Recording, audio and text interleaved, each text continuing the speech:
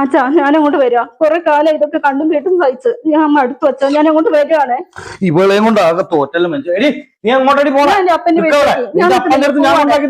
വേണ്ട, ഞാൻ പോയിക്കോളൂ. ഞാൻ മടുത്തു, ഞാൻ പോവാണ്. ഇനി പടി ചവിട്ടുന്നില്ല. ഒരു വഴി മനസ്സിലാവില്ലല്ലോ. 2 ദിവസം കൂടി വെയിലത്തിടുന്നതോ? എന്താ അല്ല മോളെ, എന്താ പ്രശ്നം? ഈ ധൈര്യമായിട്ട് പോന്നോ? ഞാനില്ല ഇവിടെ.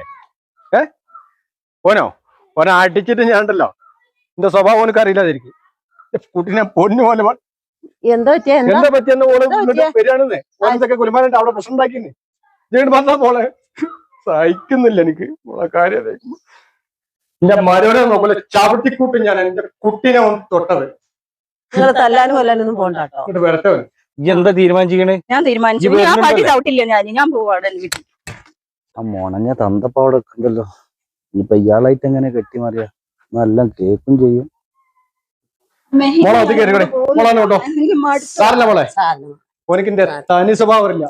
തെറ്റിയ മഹാ തെറ്റാണ് ഞാൻ. വരട്ടെ ഓനെ. എന്താടാ ഇതിന്റെ കുട്ടീനെ ചെയ്തേ? ഒരു ചെറിയ കാര്യം പറയാനോ?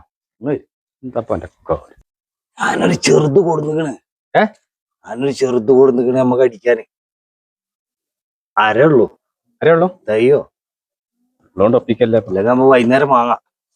അല്ല ഇതിപ്പോ ഓല് കാണാതെ വൈകുന്നേരം അടിക്കട്ടെ. കുട്ടീനെ വാ മോനൻ കേടാ. ഇവളെ തനി സ്വഭാവം ഈ കുട്ടിയാണ് ശരിയില്ലാത്ത. ഓളൊരു ഒറ്റ പെട പഠിച്ചാണല്ലോ മക്കളെ മര്യാദക്ക് വളർത്തനടി. എന്താ ഈ മനസ്സിലാക്കിയിട്ടുണ്ട്? നിങ്ങൾക്ക് കിട്ടേണ്ടത് കിട്ടിയപ്പോ നിങ്ങളെ തനി സ്വഭാവം കാണും. ഇവള് നിക്കണ്ടോലൊക്കെ ആരാന്റെ വീട്ടിൽ പോയി മാന്യമായിട്ട് കണ്ടേ. ഒരൊറ്റ അടിയാണ് കണ്ടല്ലോ. കുട്ടിയടിക്ക് മോനെ അവത്തേക്ക് കൊണ്ടോടോ. മോനോട് ഇരിക്കേ.